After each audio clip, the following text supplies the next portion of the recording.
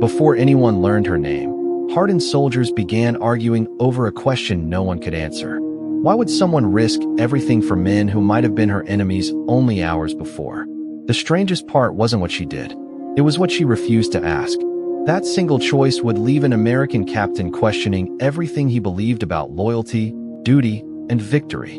Years later, he would admit that the bravest person he met during the war never carried a rifle. By the time he understood why, the moment that changed him was already gone. Germany, in the final weeks of the war, no longer sounded like marching columns. It sounded like distant church bells, wagon wheels over broken streets, and the quiet footsteps of people trying to rebuild ordinary life from impossible circumstances. Inside a weathered field hospital on the edge of a small town, the smell of antiseptic mixed with damp stone and fresh linen. Beds filled every room, every hallway, every corner where another blanket could be spread. A young nurse named Anna Weiss moved from patient to patient with calm, practiced hands. Her uniform was plain. Her face carried the exhaustion of endless nights without complaint. Outside, rumors spread that Allied troops were approaching. Inside, Anna kept working as if none of it mattered, measuring pulses, changing bandages, offering water, and speaking to every patient with the same steady voice, never pausing long enough to notice which uniform rested beside the bed. Captain Thomas Carter arrived just after sunrise with 6 American medics and a truck carrying fresh medical supplies. He expected suspicion, tense conversations, and fearful eyes watching every movement. Instead, he found a room so quiet that even the ticking of a worn pocket watch seemed unusually loud. Patients rested beneath blankets without regard for the uniforms folded beside their beds. A farmer, missing his glasses, shared a pitcher of water with a young soldier. An elderly woman whispered thanks to anyone who adjusted her pillow. Thomas paused near the entrance as Anna accepted a box of clean bandages from one of his medics with a simple nod before returning to her rounds. She neither smiled nor frowned. She simply continued working with the same calm rhythm she had shown all morning. Curious, Thomas watched her clipboard. Every patient was listed the same way. Name, temperature, pulse, breathing. No nationality, no military rank, no symbol identifying friend or enemy. He frowned, convinced another page must contain those details, but there was none. Finally, unable to ignore what he had seen, he stepped beside her and asked quietly, "How do you know who should be treated first?" Anna looked at the next patient, adjusted a folded blanket, and answered with complete certainty, "The one who needs me first." Thomas did not answer immediately. Instead, he began returning to the same hallway whenever his own duties allowed, saying little and watching everything. The answers he wanted never came through speeches. They appeared in ordinary moments most people would have overlooked. One afternoon, a frightened teenage messenger struggled to carry a bucket of clean water across the stone floor. Before anyone noticed, Anna reached for the heavy handle, thanked him for trying, and quietly finished the task herself. Minutes later, she sat beside an elderly schoolteacher whose hands would not stop trembling, reading a few lines from a worn prayer book until his breathing slowed. Then she crossed the room to help a young American medic organize fresh bandages without asking who had sent them. The rhythm never changed. Every person received the same careful attention, the same measured voice, the same reassuring touch on the shoulder before she moved on. Thomas finally opened one of the patient records after receiving permission. He searched for flags, symbols, or hidden notes that separated one life from another. There were none.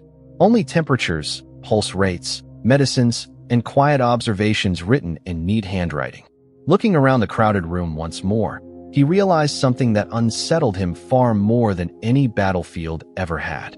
Inside these walls, humanity had become the only identity that mattered. The quiet routine held until late afternoon, when a gray sedan stopped outside the hospital and 2 German officers stepped through the front door with polished boots and clipped voices that seemed far louder than the room itself. Conversations faded. Even the steady clatter of enamel cups against wooden tables came to a stop. One officer studied the crowded ward with visible disapproval before pointing toward an American patient resting near the windows. He spoke firmly, insisting that German medical supplies should no longer be used for foreign soldiers while local families still needed care. No one answered.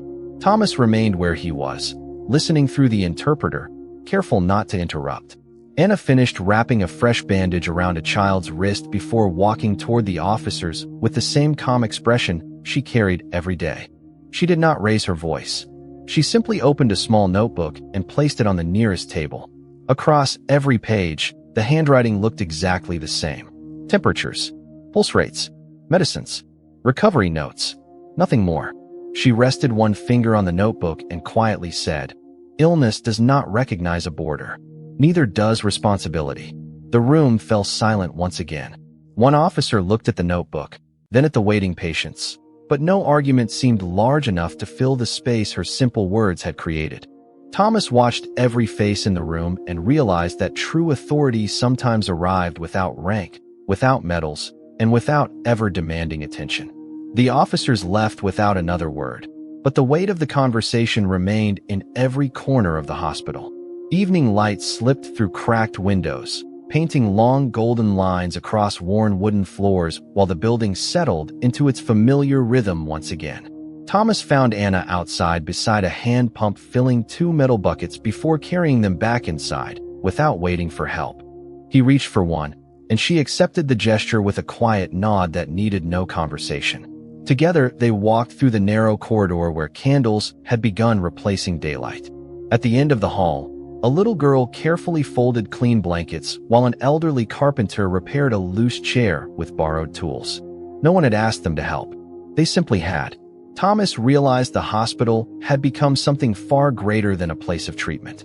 It had become a place where ordinary people remembered who they were before fear divided them. As Anna arranged fresh flowers in an empty glass bottle beside a patient's bed, Thomas finally asked the question that had been following him for days.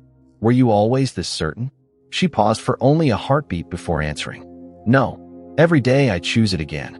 Her voice remained soft, almost lost beneath the evening breeze. Yet those words carried farther than any command Thomas had heard since arriving in Germany. The next morning arrived wrapped in cool mist that softened the broken rooftops beyond the hospital windows. For the first time in weeks, the sound of birds returned before the sound of distant engines, as if the countryside itself had decided to breathe again. Thomas stepped outside carrying a crate of fresh medical supplies and noticed something unusual near the entrance. People had begun leaving small gifts without signing their names. A loaf of dark bread still warm from an oven, a jar of preserved apples, fresh eggs resting carefully inside a woven basket, wildflowers tied together with simple twine. None of the offerings were expensive. Every one of them carried quiet gratitude. Anna accepted each gift with the same gentle smile, before placing everything on a long wooden table marked only with one handwritten card that read, "For everyone." No shelves were reserved. No baskets carried names. As patients recovered enough to stand, they shared what little they had with newcomers who arrived carrying nothing at all. Thomas watched an elderly widow hand the last piece of her bread to a young stranger she had never met. No one applauded. No speeches followed. The kindness simply continued from one pair of hands to another. Standing beside the doorway, Thomas finally understood that compassion could spread through a room with the same quiet certainty as morning light, asking for nothing except another willing heart. 3 days later, the hospital no longer felt like a place waiting for the war to decide its future. It felt like a place quietly teaching people how to live beyond it. The morning air carried the scent of fresh bread drifting through open windows, mixing with clean linen and brewed coffee prepared from whatever beans the nearby villagers could spare. Thomas noticed something else had changed. The conversations had become softer.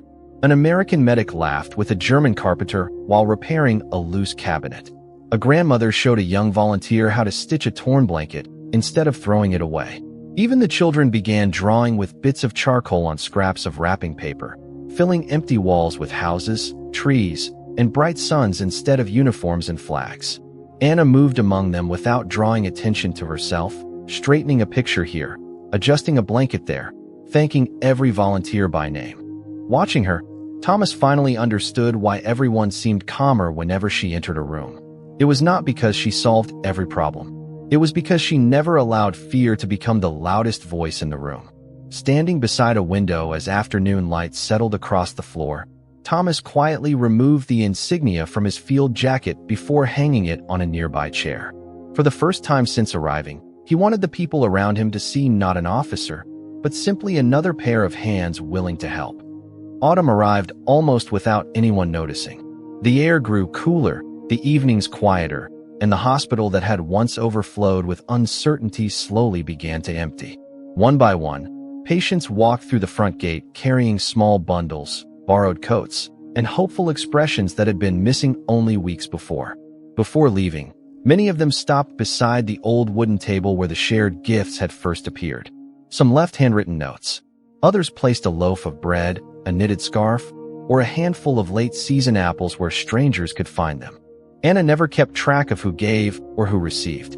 She simply straightened each offering before returning to her rounds with the same steady pace that had never changed.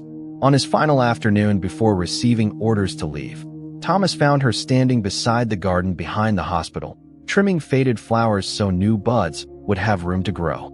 He thanked her for everything she had done, searching for words that seemed large enough to carry his gratitude. Anna looked toward the narrow stone path leading back to the hospital and smiled gently. "If kindness belongs to someone," she said softly, "it becomes smaller. If it belongs to everyone, it keeps growing." Thomas followed her gaze as another volunteer quietly carried fresh blankets through the doorway. He realized the greatest legacy she would leave behind was not a building, a record, or even a memory. It was a habit that other people had already begun to practice without being asked. Nearly 30 years later, Captain Thomas Carter stood before a classroom filled with young nursing students in Boston. His hair had turned silver, and the medals resting in a wooden drawer at home no longer seemed as important as the memory he carried with him every day. A student finally asked the question that had followed him for decades. Who was the bravest person you met during the war? The room expected the name of a decorated officer or a famous commander. Thomas smiled quietly and walked to the chalkboard instead. Without another word, he wrote two simple words: Anna Weiss. Then he placed the chalk down and told them about a small hospital where names mattered more than uniforms, where shared bread carried more weight than orders, and where one woman chose compassion every single morning even when no one promised it would change anything. He admitted that he had crossed an ocean believing courage belonged to those who carried authority. He returned home knowing it often belonged to those who carried responsibility without asking for recognition. When the lecture ended, the students left in thoughtful silence. Thomas remained for another moment, looking through the classroom window as sunlight settled across the empty desks. Some victories are remembered in history books.